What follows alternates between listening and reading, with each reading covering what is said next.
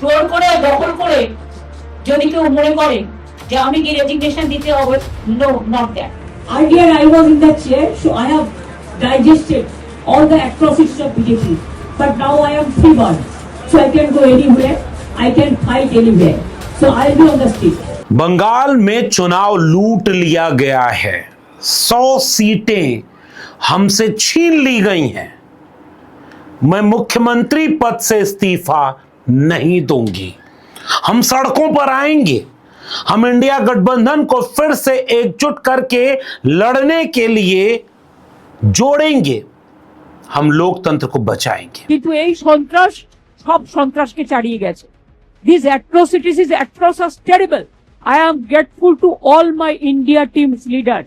Sonia ji rang up me, Rahul Gandhi rang up me, Arvind Kejriwal, Uddhav Thackeray, Akhilesh Yadav, Tejaswi, Hemant Soren Yadav, Jharkhand Chief Minister, all the allies of United India Alliance. Party is solidly with them, and all the United India leadership, they are also together. We will bounce back, we will fight this battle. ये बातें अभी जो आप सुन रहे थे, ये ममता बनर्जी जी की press conference की बातें हैं।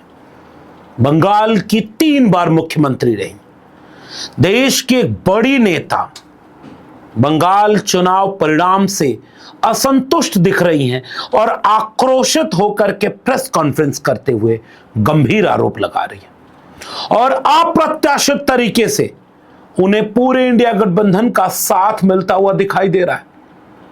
अखिलेश यादव, राहुल गांधी से लेकर के कई विपक्षी दल के नेताओं से बात होने का उन्होंने बात की है और कहा है कि हम कुछ बड़ी रणनीति बना करके सड़क पर उतरने जा रहे हैं इस देश के लोकतंत्र को बचाने के लिए।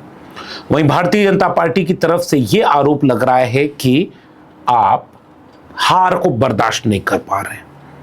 ये बंगाल का जनादेश है, लेकिन हिंसा की बात करने वाले लोग बंगाल में चुनाव के बाद टीएमसी के कार्यकर्ताओं पर जो अप्रत्याशित हिंसा हो रही है उसे टेलीविजन चैनल नहीं दिखा रहे हैं। बंगाल के टीएमसी के कई नेताओं के सोशल मीडिया हैंडल को अगर आप देखेंगे तो पाएंगे कि वहां घर में घुस करके भी मारा जा रहा है। कई वीडियो तो ऐसी है जिसे हम दिखा नहीं सकते, लेकिन इस पर टेलीविजन चैनल खामोश है, क्योंकि टेलीविजन चैनल इस बात में अभी नाच रहा है, मशगूल है, मदहोश है कि भाजपा बंगाल में सरकार बना चुकी है। और इसीलिए ममता बनर्जी के इस आरोप को भी बहुत गंभीरता से नहीं लिया गया जब कल ही वो मतगणना स्थल पर गईं और उनके साथ सीआरपीएफ ने बदसलूकी की। ये वीडियो कल का देखिए। मेरे को पिटाया, मेरे को लात मारा, सीसीटीवी ऑफ कर दिया। इस वीडियो में ममता बनर्जी आक्रोशित होकर के जो आरोप लगा रही हैं वो गंभीर है। जिस वक्त ममता बनर्जी मतगणना स्थल पर गई वो मुख्यमंत्री थी, भले ही वहां पर चुनाव आचार संहिता लगे होने से नाते वो उस तरह से मुख्यमंत्री नहीं है, लेकिन पद पर तो थी और उनके साथ सीआरपीएफ की ये बदसलूकी। और इसी बात को अखिलेश यादव ने ट्वीट करते हुए कल ही लिखा कि क्या भारतीय जनता पार्टी अब इस देश की राजनीति को एकदम पाताल लोक में ध्वस्त कर देना चाहती है, सब तरह से लोकतांत्रिक व्यवस्था की धज्जी उड़ाना चाहती है। और अखिलेश यादव ने अपने ट्वीट में उत्तर प्रदेश के उपचुनावों का जिक्र करते हुए कहा कि उत्तर प्रदेश में जो काम बीजेपी ने लोकतंत्र को लूटने के लिए किया था उसी को बड़े पैमाने पर बंगाल में खेल दिया।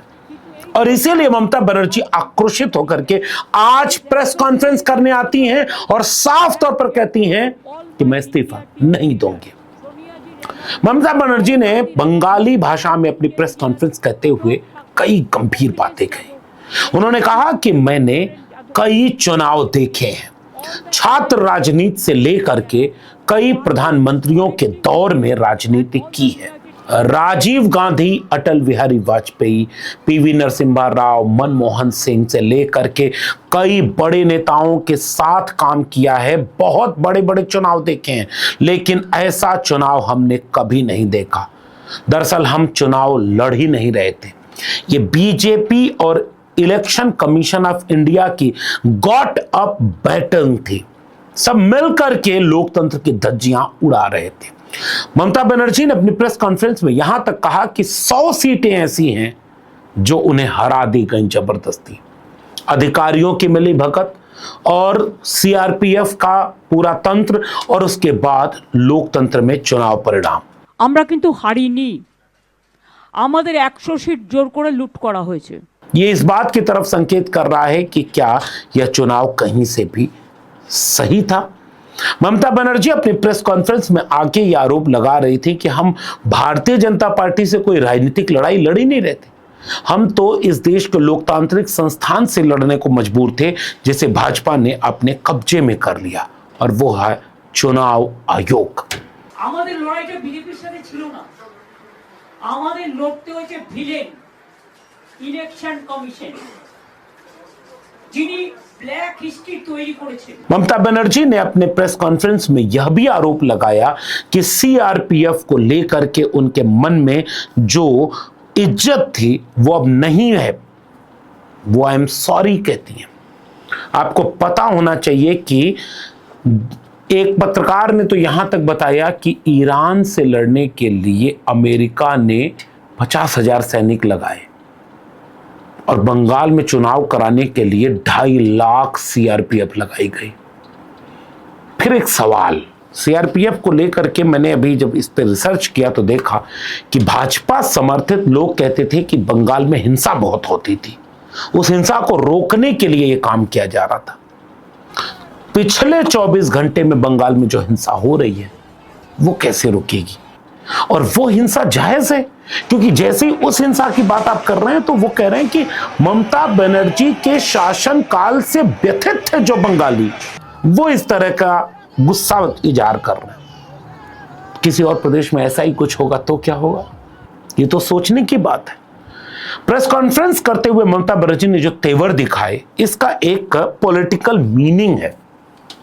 ममता बनर्जी 3 बार मुख्यमंत्री रही हैं, शासन चला चुकी हैं, केंद्र में मंत्री रही हैं, तो यह बात तो कहना असंभव है कि ममता बनर्जी को यह संवैधानिक प्रावधान नहीं पता होगा कि चुनाव हारने के बाद आपको इस्तीफा देना पड़ता है, वरना आपसे जबरदस्ती इस्तीफा लिया जा सकता है। राज्यपाल के पास यह अधिकार होता है कि पहले वो राष्ट्रपति शासन लगा दे, फिर आप अगर इस तरह का कोई वैधानिक संकट पैदा करती हैं तो उसके लिए प्रावधान अलग अलग होंगे।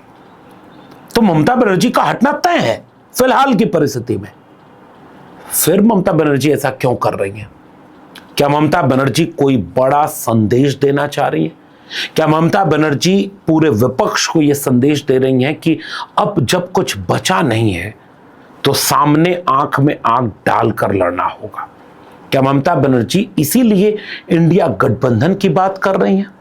ममता बनर्जी ने अपनी प्रेस कॉन्फ्रेंस में राहुल गांधी, सोनिया गांधी, अखिलेश यादव, उद्धव ठाकरे, तेजस्वी, केजरीवाल और सारे इंडिया गठबंधन को एक मैसेज दे रही हैं और ये भी कह रही हैं कि बहुत सारे लोगों से मेरी बात हुई। उन्होंने यहां तक कहा कि अखिलेश यादव तो कह रहे थे कि मैं अभी आऊं, तो उन्होंने कहा कि नहीं, हम रणनीति बना रहे हैं और हम बाकायदे रणनीति बनाकर इंडिया गठबंधन को मजबूत करते हुए सड़क पर उतरेंगे। He has requested me to come today itself, but I said you come better tomorrow. So he's coming tomorrow, and one by one everybody will come. And then I told you that my target is very clear. I will strengthen the India team just like a small person. And now I don't have any chair, so I am a commoner. So you cannot. और ये देखना दिलचस्प है, अब बंगाल के लोग यह बात कह रहे हैं कि बंगाल में जो परिस्थितियां बनी हैं वह अलग क्यों है? केरल में तो भाई कांग्रेस जीत गई, तो केरल में इस तरह का आरोप लगा क्या? अब मिसाल के तौर पर एक एग्जांपल लें कि अगर बंगाल में इतनी पुलिस, इतना ज्यादा सीआरपीएफ लगाई गई हिंसा रोकने के नाम पर, तो वो सीआरपीएफ हिंसा रोक क्यों नहीं पा रही है? और कितने वीडियो आपको चाहिए यह सबूत देने के लिए कि बीजेपी के लोग कितनी हिंसा वहां पर कर रहे हैं बंगाल में? एक तो ये बात। एक और सवाल पूछ दे बंगाल चुनाव पर, बंगाल में एसआईआर की प्रक्रिया में कितने घुसपैठिए पकड़े गए? कोई आंकड़ा है आपके पास? आपके पास इस सवाल का कोई वाजिब आंकड़ा है कि 27 लाख लोग वोट नहीं डाल पाए हैं? और 27 लाख लोगों के वोट न डालने का एक बड़ा और फैक्ट जान लीजिए। कोर्ट में जब इस बात की सुनवाई चल रही थी तो सुप्रीम कोर्ट में इस बात की विशेष पैनल जो बैठा था उसमें यह बात आई कि भाई मान लीजिए वोट नहीं डाल पाए तो वोट कटे और वोट की चुनाव जीत का हार का अंतर, अगर जीत हार का अंतर और कटे हुए वोट ओवरलैप करेंगे तो चुनाव आयोग ने कहा कि फिर तो हम इस पर विचार करेंगे कि ये तो गंभीर हो जाएगा। 50 सीटें ऐसी हैं जिसमें जीत हार का अंतर उस सीट पर कटे हुए वोटों के अंतर के आसपास या उससे कम है, यानी जितने वोट कटे उससे कम से जीत हार हो गई। फिर कहां से फेयर होगा? इस पूरी वैधानिक प्रक्रिया में बंगाल इस बात को बता रहा है कि वाकई अब चुनाव इस देश में नहीं हो रहे। सीआरपीएफ का जिस तरह इस्तेमाल किया गया, अब जैसे उसके बाद क्या हो रहा है, हर जगह सीआरपीएफ खड़ी हो गई, हर जगह सीआरपीएफ कोई फाइल न ले जाए, कोई ये ना करे, कोई वो ना करे, इतना सब हो रहा है। अच्छा, आपको पता है कि बिहार में बीजेपी की सरकार और मंत्रिमंडल अभी तक कायदे से बटा नहीं है, नए मुख्यमंत्री बने हैं ना, वहां पर वैधानिक संकट नहीं है क्योंकि वहां भी सेटिंग गेटिंग चल रही है। बंगाल में किस तरह से क्या किया जाएगा इसको लेकर के बीजेपी का नैरेटिव जीत रहा है, इसलिए चुनाव आयोग पर बेहद गंभीर आरोप लगा रही है ममता बनर्जी। और ममता बनर्जी को साफ तौर पर साथ मिलाया राहुल गांधी का, देश की सबसे बड़ी पॉलिटिकल पार्टी विपक्ष की और दूसरी सबसे बड़ी पॉलिटिकल पार्टी विपक्ष की अखिलेश यादव का। अखिलेश यादव ने तो साफ कर दिया यहां पर कि यह कोई चुनाव तो हो ही नहीं रहा। और प्रधानमंत्री नरेंद्र मोदी ने यूपी को अपने भाषण में याद करते हुए ये इशारा भी कर दिया। और अखिलेश यादव तो खैर ये बात पहले ही बोलते थे कि जितना वो बंगाल में प्रयोग कर रहे हैं उससे ज्यादा बुरा यहां बंगाल में उत्तर प्रदेश में करेंगे। ऐसे में ममता बनर्जी के द्वारा उठाया गया ये कदम क्या भारतीय राजनीति में कोई नई हलचल पैदा करेगा, या केवल हार की हताशा में ममता बनर्जी अब आए हैं, या पूरा विपक्ष अब ये बात समझाए जबकि समझ उसे पहले जाना चाहिए था? क्या अब देर हो गई है? या राजनीति में कभी भी देर नहीं होती है और आज भी समूचा इंडिया गठबंधन कुछ नए ढंग से कोई नई रणनीति बना ले तो अभी भी बचाने के लिए बहुत कुछ है।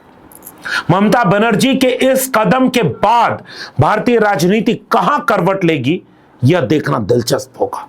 लेकिन इतना तो तय है कि इलेक्शन कमीशन ऑफ इंडिया, न्यायपालिका, टेलीविजन चैनल, सीआरपीएफ और सत्ता के संवैधानिक संस्थाओं का दुरुपयोग, इसने यह तो साबित कर दिया कि भाजपा देश को, लोकतांत्रिक संवैधानिक ढांचे को बहुत बड़ा खतरा पैदा कर रही है। आपका क्या मानना है? इस पूरी बातचीत पर नीचे अपनी प्रतिक्रिया जरूर दीजिएगा। फिलहाल इस वीडियो में इतना ही। मेरे चैनल को सब्सक्राइब नहीं किया तो जाते थे चैनल को सब्सक्राइब कर लीजिएगा, बेल आइकॉन है यानी घंटी का बटन दबाएंगे तो अगले वीडियो की सूचना मिलेगी, ज्वाइन करेंगे तो हमें ताकत और हिम्मत मिलेगी। अगर आप इस वीडियो को ट्विटर यानी एक्स या फेसबुक पर देख रहे हैं, हमें फॉलो करना मत भूलिएगा। फिर मिलेंगे, तब तक के लिए बहुत बहुत धन्यवाद।